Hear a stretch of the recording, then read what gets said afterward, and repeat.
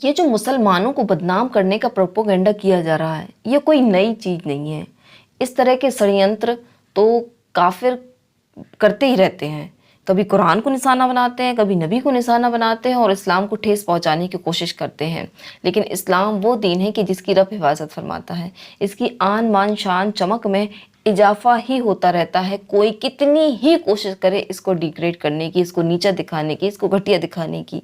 अब आप ये देखिए कि यूट्यूब पर ये जो केरला फिल्म है, केरला स्टोरी फिल्म है, इसके विरोध में, इसके खिलाफ किस कदर नॉन मुस्लिम्स ने वीडियोस अपनी डाली हैं और बताया है कि ये किस तरह झूठ पर मुश्तमिल फिल्म है और सिर्फ ये मुसलमानों को बदनाम करने का तरीका है।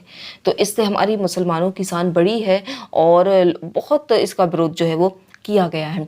आप इन सब बातों को दूसरी वीडियोस में देख सकते हैं। मेरा जो आज मैं इस वीडियो में आपको ये जो केरला स्टोरी फिल्म है, इसका कनेक्शन एक तकरीबन आज से 800 साल पहले एक वाक़या हुआ था उससे करने वाली हूँ और आप उसको सुनेंगे तो आपका ईमान ताज़ा हो जाएगा कि वाकई में कि जब काफिरों ने मुसलमानों की या इस्लाम की को नीचा दिखाने की या उनको घटिया दिखाने की कोशिश की है, उसकी शान उतनी ही बड़ी है। आज जो मैं आपको वाक़या सुनाने वाली हूँ वो वाक़या है अल्लाह के एक वली का, कि उनके साथ काफिरों ने किस तरीके से षड्यंत्र रचा, उनको बदनाम करने का, उन पर बदकारी का इल्ज़ाम लगाया।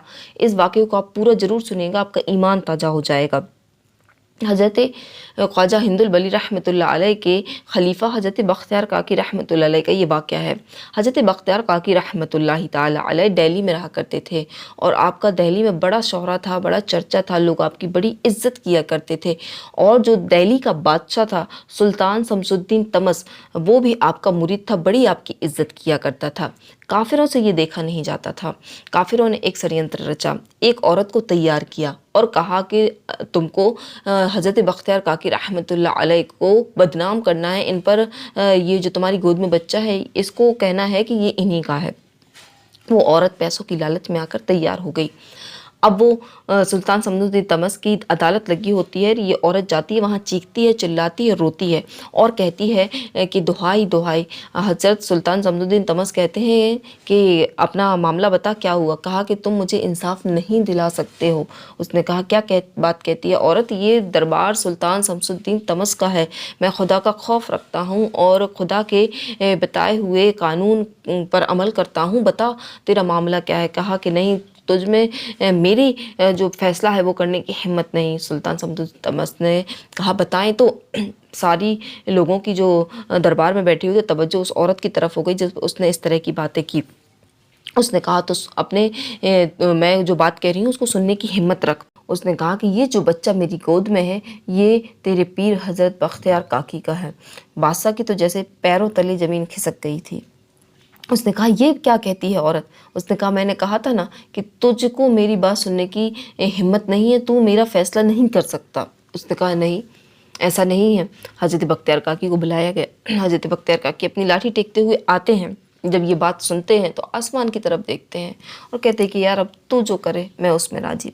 इसके बाद हज़रत बख्तियार काकी रहमतुल्लाह ताला एक दिन की मोहलत मांगते हैं, घर जाते हैं, रब की बारगाह में गिरियाज़ारी करते हैं। इसके बाद अपने पीरो मुर्शिद ख्वाजा अजमेरी रहमतुल्लाह ताला अलैह जो कि अजमेर में होते हैं उनसे फ़रियाद करते हैं। ख्वाजा साहब, जब आप सोते हैं तो ख्वाजा साहब ख्वाब में आते हैं और आपको बताते हैं कि मैं जल्द ही आऊँगा, और आपको बताते हैं कि मैं 3 दिन बाद आऊँगा। इसके बाद सुबह फिर अदालत लगती है और हज़रत बख्तियार काकी रहमतुल्लाह अलैह चूँकि हज़रत ख्वाजा गरीब नवाज़ को आना होता है उसके लिए मोहलत मांगते हैं कि मुझे 3 दिन की मोहलत दी जाए। अदालत में यही बात होती है कि चले ठीक है, 3 दिन बाद इसका फ़ैसला होगा। अब चौथे दिन जब फिर अदालत लगती है तो ख्वाजा साहब का इंतज़ार किया जाता है।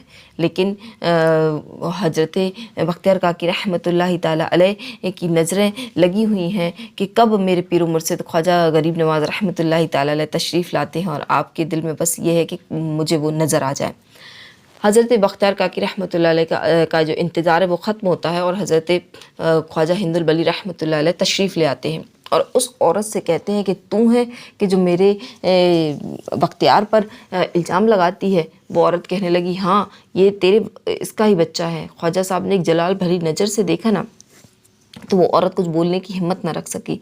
इसके बाद उन झूठे गवाहों से कहा कि तुम हो झूठे जो मेरे بختیار پر گواہ بنتے ہو، میں بھی کچھ بولنے کی ہمت و طاقت نہیں رہی۔ اس کے بعد خواجہ صاحب رحمۃ اللہ تعالی علیہ نے رب کی بارگاہ میں گریہ و جاری کی، رب کی بارگاہ میں سجدہ ریز ہوئے اور کہا کہ یا اللہ، کہ جب یوسف کے لیے بچہ بول سکتا ہے تو یہ تیرے حبیب کی امت کے ولی ہیں، یہ تیرے حبیب کی امتی ہیں، ان کے لیے بھی بچے کو بولنے کی طاقت دے۔ حضرت خواجہ غریب نواز اس عورت کے قریب گئے اور اس بچے کے چہرے سے پردہ ہٹایا۔ وہ عورت کہنے لگی یہ کیا کرتے ہیں؟ اور اس نے اس بچے سے حضرت خواجہ صاحب نے کہا کہ اے بچہ، تو ہی بتا کہ تیرا باپ کون ہے۔ وہ بچہ اٹھا اور سب سے پہلے ہند الولی خواجہ غریب نواز رحمۃ اللہ تعالی علیہ کو سلام عرض کیا، اور پھر اس کے بعد بتایا کہ میرا باپ فلاں چرواہا ہے، وہ چرواہا میرا باپ ہے۔ ساری محفل جو عدالت میں کھچا کھچ بھرے ہوا تھا مجمع، لوگ اس بچے کی بات سن کر دنگ اور حیران ہو گئے، اور اس موقع پر کئی کافر مسلمان ہو گئے اس واقعے کو دیکھ کے۔ دیکھیں مسلمانوں کو نیچا دکھانے کی، اللہ کے ایک ولی کو نیچا دکھانے کی کس قدر کوشش کی گئی کہ ایک عورت بھی جھوٹ بول رہی ہے، اور جو نام کے مسلمان تھے، جو کہ آج بھی موجود ہیں اسلام کو بدنام کرنے والے ایسے مسلمان، جو نام کے مسلمان تھے وہ بھی گواہ بن گئے، لیکن اللہ نے اپنے ولی کی شان کس قدر بڑھوائی کہ بچہ بول گیا۔ تو مسلمانوں کی عزت اور بڑی، حضرت بختیار کاکی رحمۃ اللہ علیہ کی عزت تو لوگوں کے دلوں میں پہلے سے ہی تھی، لیکن اب جو عزت اور بڑھ چکی اس کو میں بیان نہیں کر سکتی۔ تو میرے پیارے اسلامی بھائیوں، میری اسلامی بہنوں، دیکھیں دین اسلام سچا ہے۔ اگر ہم اس کے دائرے میں رہتے ہیں، ہم اللہ عز و جل کے جو قانون ہیں، جو ہماری شریعت کے جو قانون ہیں اس کو فالو کرتے ہیں، ہمیں کبھی کوئی، آپ یہ سمجھ لیں، شکست نہیں دے سکتا، کیونکہ ہماری مدد کرنے والا ہمارا رب ہے۔ یہ واقعہ ہمیں بہت کچھ سکھاتا ہے آج کے دور میں کہ ہم اگر دین کو چھوڑ دیں گے، اگر ہم دین کی پیروی نہیں کریں گے وہ بات الگ ہے، لیکن اگر آپ شریعت کے دائرے میں رہتے ہیں، ہمیں کسی کا خوف نہیں ہے، کسی کا بھی خوف نہیں ہے، بس آپ یہ سمجھ لیں کہ آپ کے ساتھ آپ کے رب کی مدد ہے۔ تو میری مسلمانوں سے گزارش ہے، دین اسلام کو فالو کریں، اسلام کے دائرے کے اندر رہیں، پھر دیکھیں رب کی آپ کے ساتھ کیسی مدد ہوتی ہے۔